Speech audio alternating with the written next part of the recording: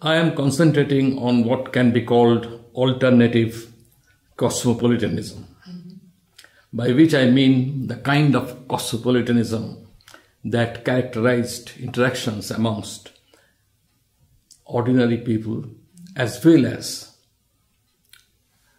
itinerant scholars over the borders of countries before the present Enlightenment guided cosmopolitanism came to dominate the world.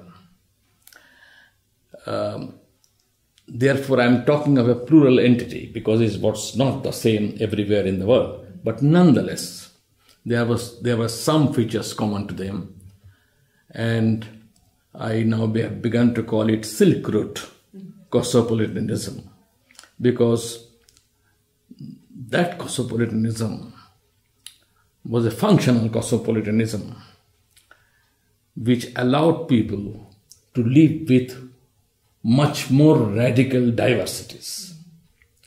The present dominant concept of cosmopolitanism demands tacitly or openly that you share certain values, and the list of those values and what we call nationalities, because though these countries do not really have nationalities, they have communities.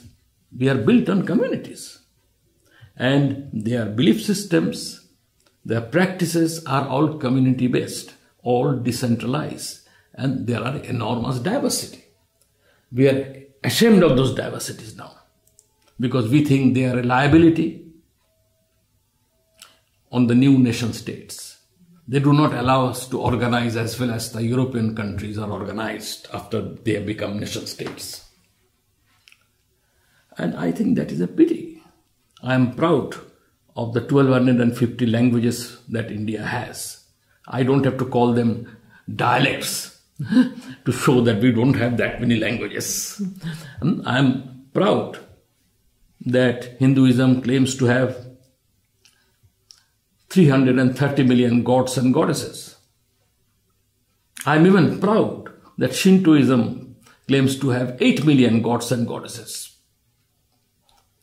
In other words, gods and goddesses are innumerable and infinite.